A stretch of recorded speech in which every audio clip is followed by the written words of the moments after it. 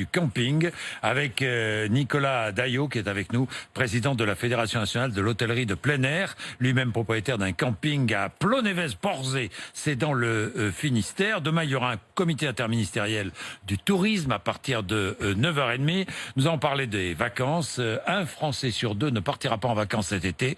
C'est son intention de ne pas partir. Ceux qui partiront en famille, partiront chez des amis ou partiront en camping. Près de 20% des Français prévoient de partir en camping. Nous en parlons avec Nicolas Daillot dans 2 minutes. Vous êtes sur RMC, RMC Découverte. Vous ne ratez rien, vous le savez. 32-16, c'est notre lien. Vous êtes avec nous, nous sommes avec vous. Je vous attends, à tout de suite. RMC. Votre programme continue avec le réseau national Procom. Construisons ensemble votre projet de transaction sur commerce ou entreprise. Procom.fr.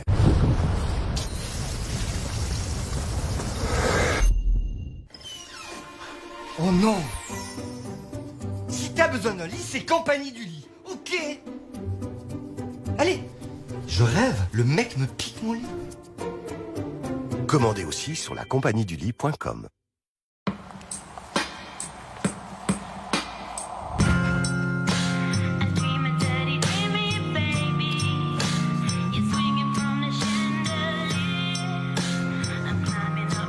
Découvrez pour la première fois Magnum Ruby, une nouvelle expérience chocolat, créée à partir de fèves de cacao Ruby, sélectionnées avec soin. Craquez pour un plaisir unique. Magnum, fidèle au plaisir.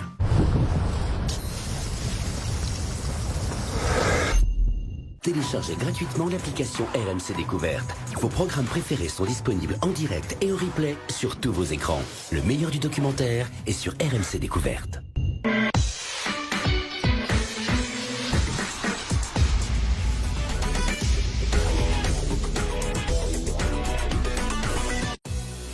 RMC 6h-9h. Bourdin direct. Allez, il est 6h42. Nicolas Daillot, bonjour. Bonjour. Merci vraiment d'être avec nous. Vous êtes président de la Fédération nationale de l'hôtellerie de plein air. Vous êtes propriétaire d'un camping à Plonévez-Porzay. On dit comme ça? Je dis des bêtises, Nicolas? On dit Plonévez-Porzay, mais c'est un détail. Ouais, c'est un détail. Oui, non, mais d'accord. Bon, essayez de vous rapprocher parce que je vous entends pas très bien là, mais ça va s'améliorer. Le Skype, vous savez, c'est pas du miracle. Hein. Est-ce que c'est vraiment... mieux là? Oui, ça va mieux là. Ah, bravo. Bravo Nicolas, bravo, hein, bravo. Bon, le camping, très intéressant, comité interministériel du tourisme, demain à 9h30. Qu'allez-vous demander au gouvernement ? Alors, c'est vrai que ce conseil interministériel est vraiment l'heure de vérité. Pour nous, c'est un moment extrêmement important. Le deuxième moment très important, ce sera la rencontre avec le président de la République à la fin du mois de mai qui nous indiquera la date.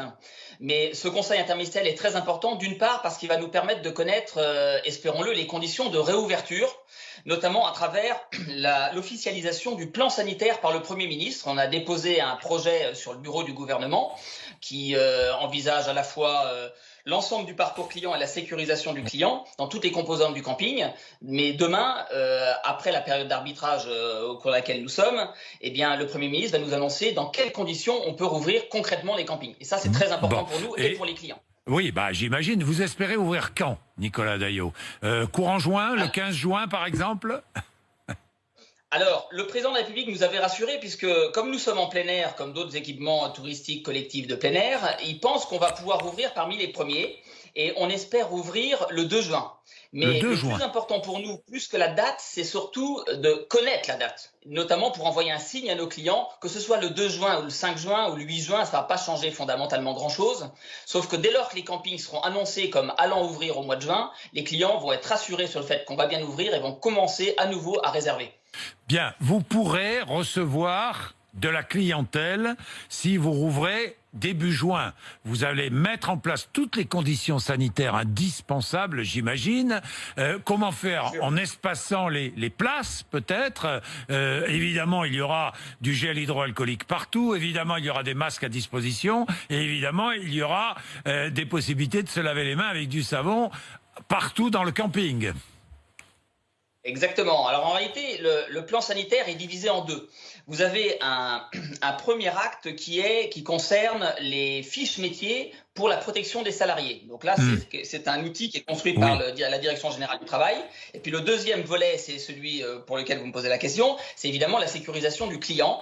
Donc déjà, ce qu'il faut retenir, c'est qu'il y a un référent par camping, un monsieur plan sanitaire qui va surveiller que tout fonctionne bien, que tout est bien en place et que surtout tout est bien en place dans la durée. Et ensuite, point par point, la réception, la piscine, le bloc sanitaire, la désinfection des mobil-homes, comment est-ce qu'on fonctionne concrètement pour pouvoir atteindre le meilleur niveau de résultat et surtout, évidemment, un gros volet responsabilisation et communication auprès du client pour que lui-même connaisse les règles du jeu. Ben, évidemment, évidemment. Alors, je regardais les chiffres, cette enquête très intéressante de YouGov pour le site Loisirs en Cher que nous révélons ce matin en exclusivité. 47% des Français ne partiront pas cet été, un Français sur deux. Pour les Français qui ont décidé de partir, 30% iront dans de la famille ou chez des amis, 24% dans une location entre particuliers, de particulier à particulier, et 17% à l'hôtel et 16% si les hôtels sont ouverts, et 16% au camping. C'est beaucoup ou peu par rapport à ce qui se passe habituellement? C'est moins que d'habitude parce que nous sommes le premier mode d'hébergement touristique l'été. Oui. Donc on va voir, nous-mêmes on fait une étude cette semaine, on verra les résultats. Bon. Je pense que les gens attendent le plan sanitaire pour se positionner véritablement. Et surtout, ils attendent de savoir quel argent ils veulent mettre dans les vacances cet été, puisque l'une des raisons majeures de ce résultat, c'est évidemment que les gens sont sans doute un peu timorés sur la protection de leur budget et on peut le comprendre. Oui, même si beaucoup ont pu faire des économies pendant ce confinement, mais beaucoup sont inquiets, donc préfèrent garder leurs économies plutôt que dépenser. Dites-moi, comment ça se passe avec vos clients habituels? Bon, les clients habituels venus de l'étranger, quoique l'Union européenne, je ne sais pas si vous avez vu ça, ça doit vous satisfaire, l'Union européenne est en train, la Commission européenne est en train d'essayer de faire pression sur les gouvernements des différents pays de l'Union, notamment en zone Schengen, pour ouvrir le plus vite possible les frontières à l'intérieur même de l'espace Schengen, ce qui serait pour vous une opportunité formidable, évidemment. Oui, c'est très important. Alors, un tiers de nos clients sont des Européens. Il est vrai que ce soit la position de l'Union européenne, mais également la position de Jean-Yves Le Drian, qui nous a précisé que peut-être à partir du 15 juin, les frontières, en tout cas avec les pays de Schengen, pourraient ouvrir. Ah bon ? À partir du 15 juin, les frontières pourraient ouvrir ? Potentiellement, c'est que potentiel pour l'instant, évidemment, si la situation venait à ne pas être satisfaisante, ça pourrait être repoussé. Par contre, c'est vrai que clairement, au-delà de ça, on sait que quasiment tous les Européens vont rester surtout en vacances dans leur pays et on compte surtout sur la clientèle française pour remplir les campings cette année et peut-être même la clientèle d'hyper-proximité puisque vous me posiez la question de savoir quelles étaient les conditions de réouverture. On ne sait pas dans quelles conditions le cercle de 100 km va s'élargir dans les semaines qui viennent. Peut-être que ça va être régionalisé, peut-être que ça va être 300 km et donc il va falloir qu'on surfe sur la clientèle locale, mais ce qui peut d'ailleurs être compatible avec les objectifs de maîtrise du budget, parce que quand vous allez en vacances à proximité de chez vous, vous ne dépensez pas beaucoup d'argent en transport, et le camping peut en cela être une vraie réponse, notamment de protection budgétaire, parce que comme vous le savez, dans les campings, on peut faire la cuisine dans son mobil-home, on n'est pas obligé d'aller au restaurant, même dans le camping. Peut-être que les restaurants des campings d'ailleurs vont faire une mauvaise saison, que les gens vont se regrouper, se resserrer sur eux-mêmes, mais je pense qu'on peut être une solution. Bien, on va prendre Inès, qui est à Gif-sur-Yvette, qui est dans l'Essonne. Bonjour Inès. Bonjour Jean-Jacques. Bonjour, merci d'être avec nous Inès. Vous regardez la télé ou vous écoutez la radio le matin? La radio. La radio le matin, Inès, avec nous. Heureux de vous savoir là. Vous êtes cadre dans la logistique. Vous avez annulé votre réservation. Vous deviez partir où? Je devais partir en Bretagne, dans un club vacances. Dans un club vacances. Vous avez annulé pourquoi? Parce que peut-être vous auriez pu partir, peut-être. Oui, mais en fait, je me dis que si c'est pour partir en ayant un parcours dans le club, en devant s'inscrire pour aller à la piscine, pour aller à la plage, pour les activités pour les enfants, etc., pour moi, c'est pas les vacances. On fait exactement la même chose que quand on reste à la maison. Oui, vous dites autant garder mon argent et ne pas dépenser et rester chez moi.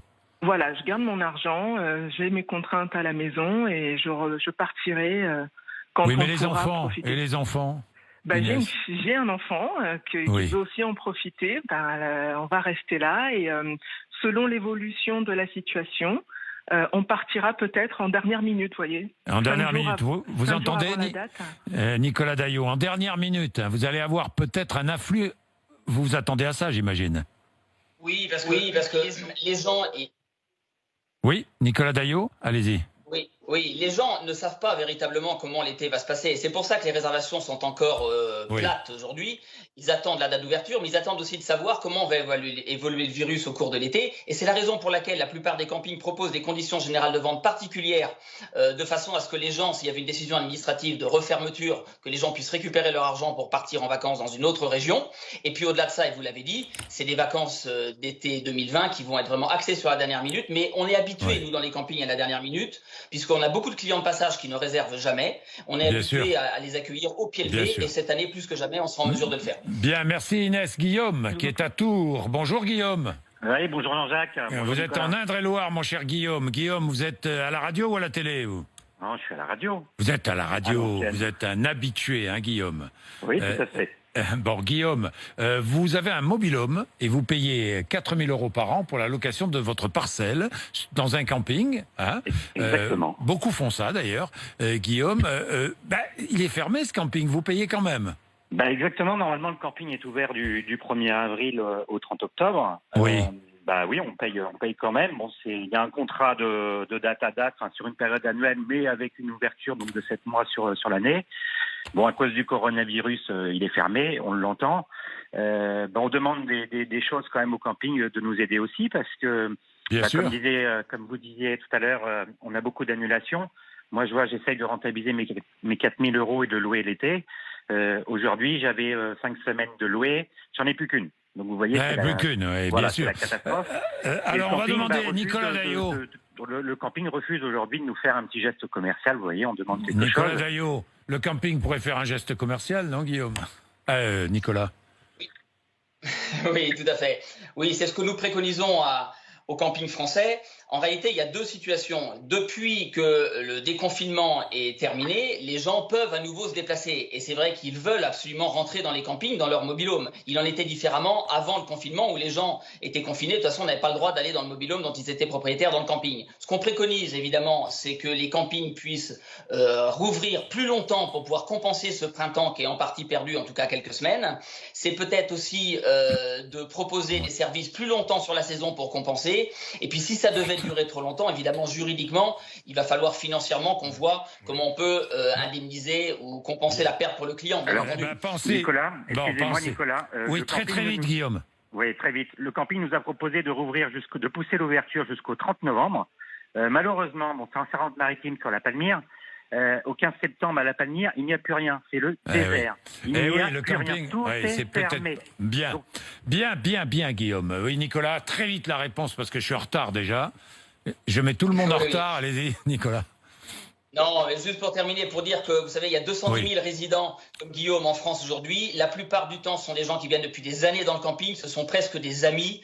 Et donc, des solutions amicales vont être trouvées pour que personne ne soit perdant dans cette affaire. Et puis, les amis reviendront comme ça. Merci, Nicolas Daillot. Merci à vous. Nous suivrons évidemment l'évolution de la situation dans les campings parce que le camping, c'est la première destination en France, faut savoir. Il est quelle heure? Il est 6h53. Merci Nicolas Daillot. 6h53.